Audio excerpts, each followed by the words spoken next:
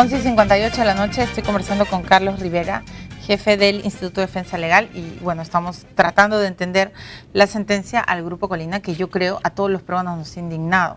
O sea, más allá de que no sé si se habrán arrepentido en algún momento de lo que hicieron, pero yo creo una cosa, que así esto es una opinión muy personal, Carlos, pero yo creo que aún así los alumnos y los señores que estuvieron en Barrios Altos, en la apoyada, en la celebración hubieran sido terroristas.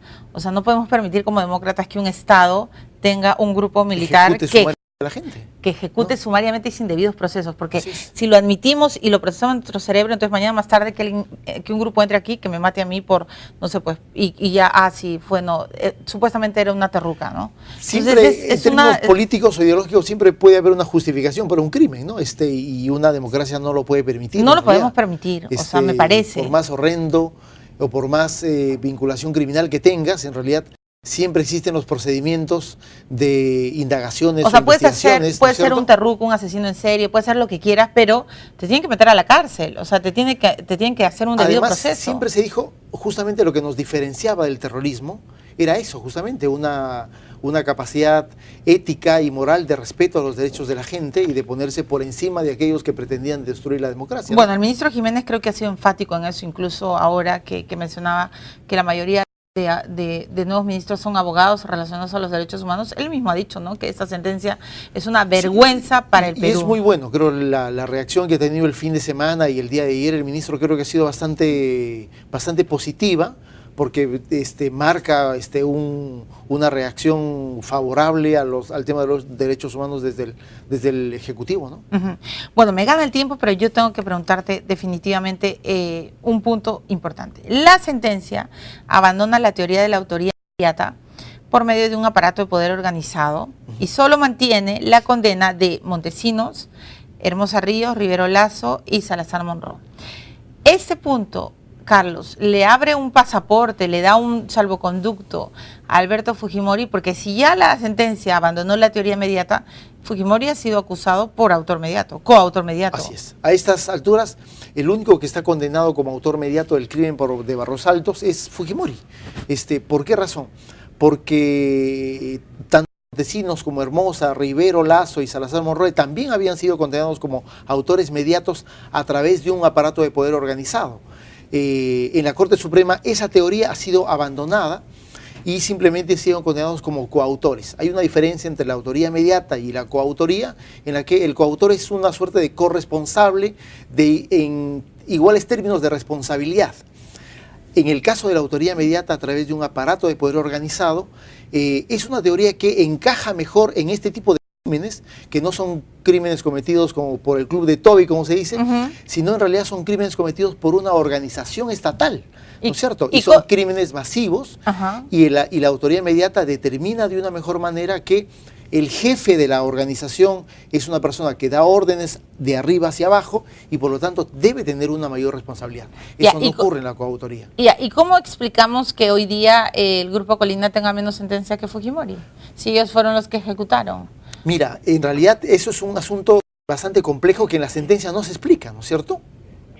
Todos estaban condenados a 25 años, incluyendo Fujimori. Es cierto, en otro juicio. Pero ahora, en esta sentencia, se decide repentinamente reducirles la pena a todos ellos, la mayoría, como Montesinos, Hermosa, que tenían 25 años, ellos a 20 años. Y varios de los perpetradores materiales, como Martín, como Pichilingue, Sosa Saavedra, algunos llegan a tener solo 17 años de pena. Es decir, es una cosa en realidad inexplicable. Y los abogados de Fujimori pueden, este argumento que tú nos estás explicando, o digamos, con lo que la explicación del caso que nos estás dando, pueden ellos decir, un momentito, o sea, Sosa Saavedra, Martín Rivas, etcétera, tienen menos años que Fujimori. ¿Cómo va a ser posible que Fujimori tenga mucho más? ¿Pueden pedir revisión del caso? Mira, yo creo que van a insistir por ese lado, no tanto por la cantidad de penas, porque ellos están argumentando que Fujimori es inocente y por lo tanto creen que no le corresponde ni un día de sanción penal.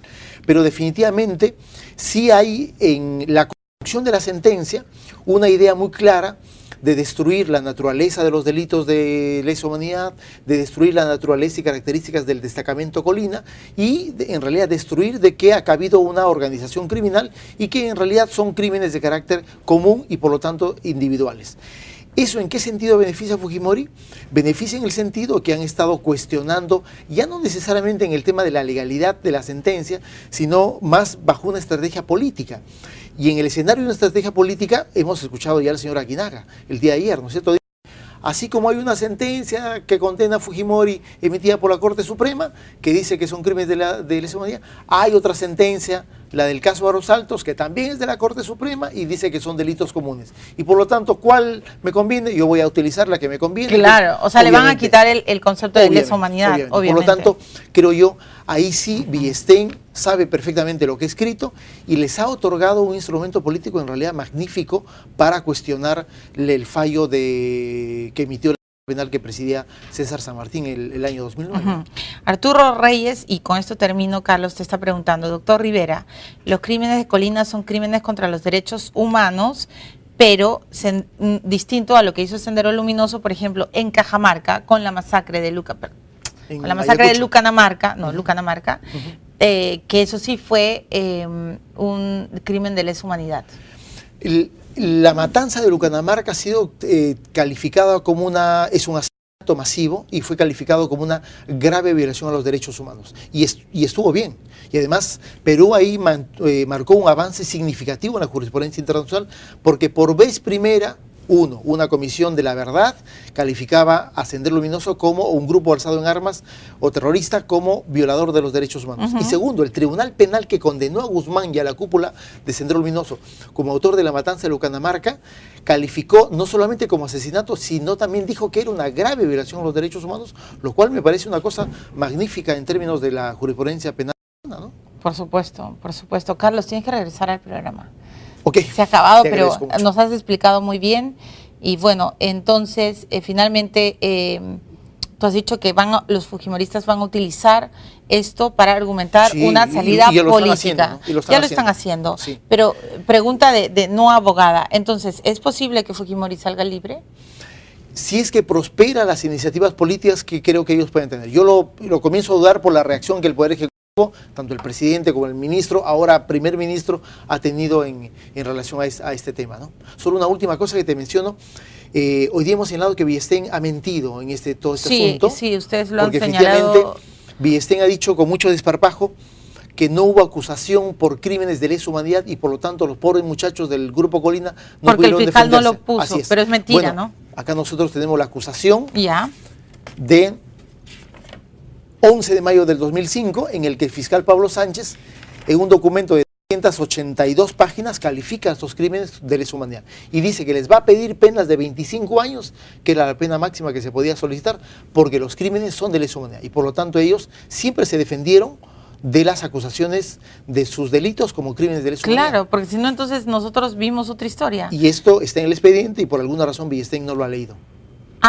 O no lo ha querido leer. O no lo ha querido leer. Muy bien. ¿Qué opinas, chiquito? ¿Qué opinas de Villestein a estas alturas del partido? Mira, yo creo que es un personaje con una agenda política e ideológica muy marcada en el Poder Judicial, ¿no? Este es una suerte Pero primero decían que era priista, ¿ahora qué es? ¿Fujimorista? Yo creo que siempre tuvo una tendencia fujimorista Villestein, ¿no?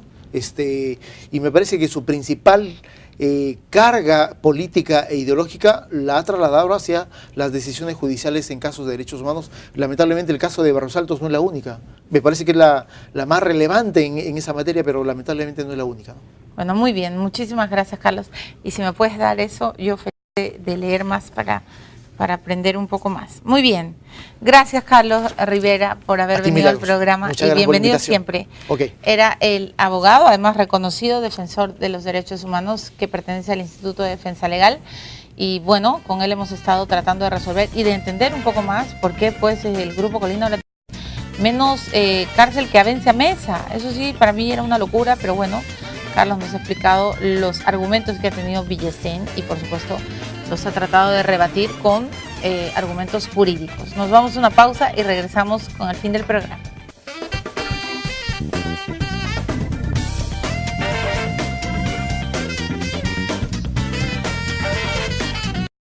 Bueno, señores, yo me tengo que ir, pero antes quiero agradecer, este es mi hijito literario, mi hijito editorial, porque bueno, no es ficción, es pura realidad.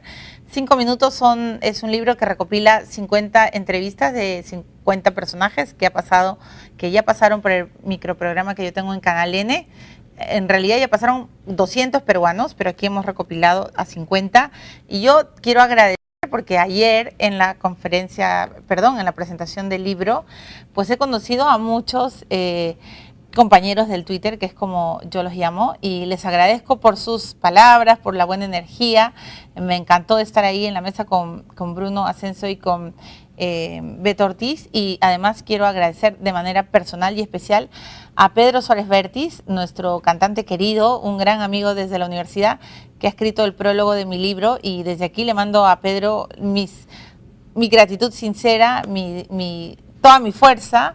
Yo creo que todos los peruanos estamos con Pedro, así que Pedro, tienes que escribir más seguido porque los peruanos te extrañamos. Y nada, si pueden, si les dé el tiempo para pasar por una librería, pues en verdad yo no le debería decir porque a mí me da roche, yo siempre hago propaganda por los libros de otras personas, pero bueno, hoy día me tomo esta pequeña licencia personal para invitarles a que lean el libro de 5 minutos. Creo que se van a divertir, van a pensar, van a reflexionar sobre la vida, el desamor, la resignación, la frustración, la libertad, la esperanza, la intolerancia, todo lo que es la vida. Muy bien, señores, yo me voy, los dejo con la programación especial de Canal. Vayan a la Feria del Libro, 200.000 nuevos títulos, se están vendiendo, hay muchas novedades. Argentina es el país invitado y hay que leer. Primero, para aprender a dudar, y segundo, para ser más libre. Solo quien lee puede tener mejores reflexiones en la vida. Los dejo, que tengan una buena noche y mañana regresamos. Y espero sinceramente que el ministro, o ahora primer ministro Jiménez, pues me acepte un segundo round aquí en No Culpes a la Noche. Él fue muy amable cuando vino la primera vez y estoy segura que va a aceptar nuestra invitación. Hasta mañana, que la pasen bien.